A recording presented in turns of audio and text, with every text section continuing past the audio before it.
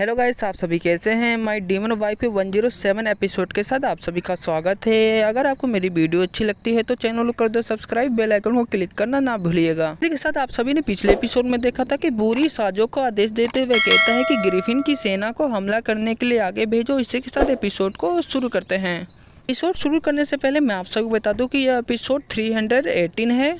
Episode के शुरू में दिखाया जाता है कि आसमान में पटाखे फूटने के कारण सभी सैनिक खुश होते हुए कहते हैं कि यह तो ग्रिफिन सेना को बुलाने का संदेश है।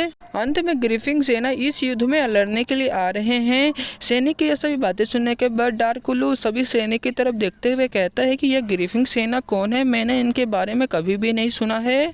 डार्क उल्लू की यह सभी बातें सुनने के बाद एली डार्क उल्लू से कहता है कि अगर आप मानव जाति की प्रतियोगिता में भाग नहीं लिए हैं तो आप स्वाभाविक रूप से ग्रिफिन सेना के रेजिमेंट के बारे में नहीं जानते।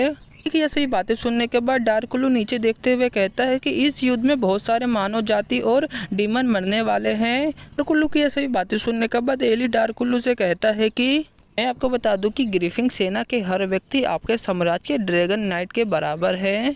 हमें उसके बाद आसमान का सीन दिखाया जाता है। हमें दिखाया जाता है कि चील के ऊपर ग्रिफिन सेना के बहुत सारे सैनिक बैठे होते हैं।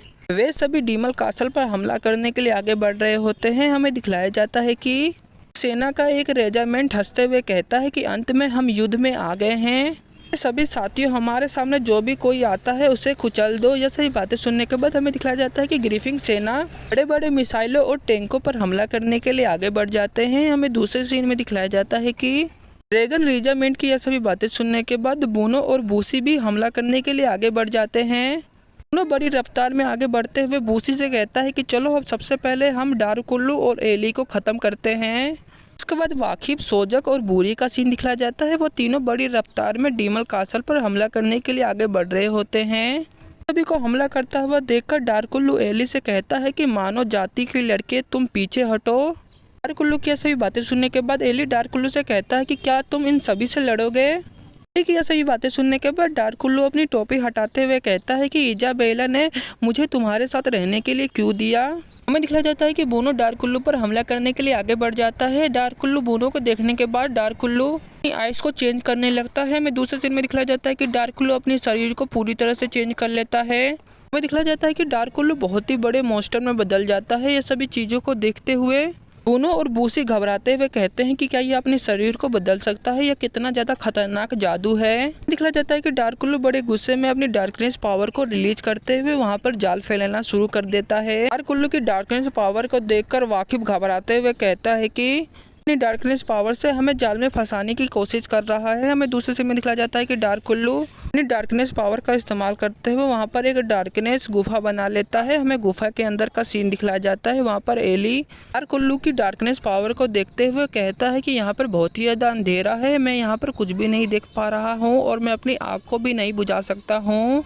एली की सभी बातें सुनने के बाद डार्क उल्लू चिल्लाते हुए एली से कहता है कि एली तुम हिलना मत, तुम वहीं पर खड़े रहो, यह सभी लोग मेरे शिकार हैं। यह सभी बातें सुनने के बाद एली कहता है कि ठीक है। डार्क उल्लू की डार्कनेस पावर के जाल के अंदर का सीन दिखाया जाता है। हमें दिखाया जाता है कि उसी अंधेरे में अंधाधुंध हमला करते हुए कहता है कि बूरी और दोनों सावधान रहना क्योंकि हम पर हमला होने वाला है। यह सभी बातें सुनने के बाद बूरी जैसे ही बूसी के पास आता है, हमें दिखाया जाता है कि बूसी अंधेरे में ही बूरी पर हमला कर देता है। बूरी चिल्लाते हुए कहता है कि तुमने मेरे पर ही हमला कर दिया। यह सभी बातें सुनने के बाद बूसी वहीं पर रुकते हुए कहता है कि बूरी भाई मुझे माफ कर देना क्योंकि मुझे अंधेरे में कुछ भी नहीं दिख रहा था। उसी की सभी बातें सुनने के बाद बूरी अंधेरे में देखते हुए बूसी से कहता है कि वह आदमी किस तरह का जादू करता है, मैं इस जाल से बाहर नहीं निकल पा रहा हूँ। की सभी बातें सुनने के बाद बूसी बूरी से कहता है कि घबराओ मत, सबसे पहले हमें बूनो को खोजना है, उसके बाद हम यहाँ से निकल जाएंगे। यह सभी बातें सुनने के बाद बूरी कहता है कि ठीक है। हमें दिखाया जाता है कि कोई अंधेरे में दर्द के कारण चिल्ला रहा होता है। बूरी यह सभी बातों को सुनने के बाद बूरी कहता है कि यह तो बूनो की आवाज़ है, बूनो क्यों चिल्ला रहा है।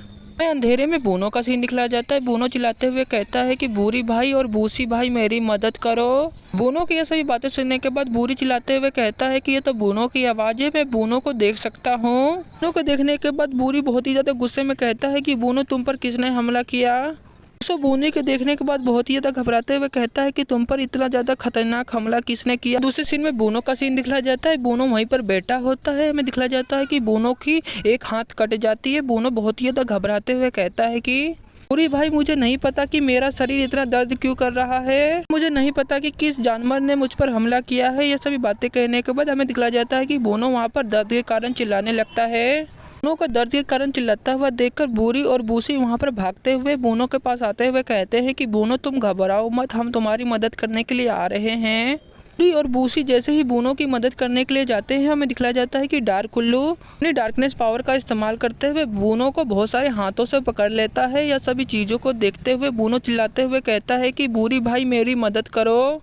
ज़्यादा खतरनाक डार्कनेस पावर को देखते हुए बूसी घबराते हुए बूरी से कहता है कि बड़े भाई हम क्या करें। बूसी की सही बातें सुनने के बाद हमें दिखलाया जाता है कि बूरी वहाँ से भागते हुए कहता है कि चलो भागते हैं यहाँ से। बूरी को वहाँ से भागता हुआ देखकर बूसी घबराते हुए वहाँ से भागते हुए कहता है कि भाई मेरे लिए रुको। बूसी के पीछे बोनो का सीन दिखलाया जाता है। डार्क उल्लू ने अपनी डार्कनेस पावर का इस्तेमाल करते हुए बोनो को अपने जाल में फंसा लिया होता है और बोनो वहीं पर मर जाता है। हमें दूसरे सीन में दिखलाया जाता है कि ग्रीफिन की सेना अपनी थंडर पावर का इस्तेमाल करते हुए बहुत सारे टैंकों को तोड़ रहे होते हैं। ग्रीफिन की सेना के एक मेंबर का सीन दिखलाया जाता है। वो अपनी थंडर पावर का इस्तेमाल करते हुए कहता है कि सभी टैंकों को तोड़ दो। ग्रीफिन सेना को टैंकों को तोड़ता हुआ देखकर हमें बड़े वाले टैंक का सीन दिखलाया जाता है। टैंक मिसाइल लॉन्च करने के लिए पूरी तरह से तैयार हो जाता है। दिखलाया जाता है कि ग्रीफिन सेना के ऊपर टैंक हमला करने के लिए पूरी तरह से तैयार हो जाता है। हमें दूसरे सीन में दिखलाया जाता है कि जियांग अपने हाथ पर रिमोट पर क्लिक करते हुए कहता है कि हमला करो। जैसे ही हमला करने के लिए कहता है, हमें दिखलाया जाता है कि टैंकों में से बहुत सारी मिसाइलें ग्रीफिन सेना पर हमला करने के लिए आगे बढ़ जाती हैं। हमें दूसरे सीन में दिखलाया जाता है कि सेना का एक मेंबर अपने हाथ में छड़ी को उठाते हुए कहता है कि प्रकाश की ढाल। दिखलाया जाता है कि ग्रीफिन सेना के सामने एक प्रकाश की ढाल बन जाती है, उसके ऊपर जाकर मिसाइल टकरा जाती है और मिसाइल वहीं पर ब्लास्ट हो जाती है। ये सभी चीज़ों को देखने के बाद जियांग अपने मन में कहता है कि ग्रीफिन सेना मानव जाति की सबसे शक्तिशाली सेना है। इसी के साथ ये एपिसोड यहीं ख़त्म होता है। का अगला एपिसोड काफ़ी ज़्यादा अच्छा होने वाला है। मैं जल्द ही जल्दी अपने चैनल पर इसका नेक्स्ट एपिसोड अपलोड कर दूंगा। इसी के साथ नेक्स्ट एपिसोड में आप सभी को मिलते हैं।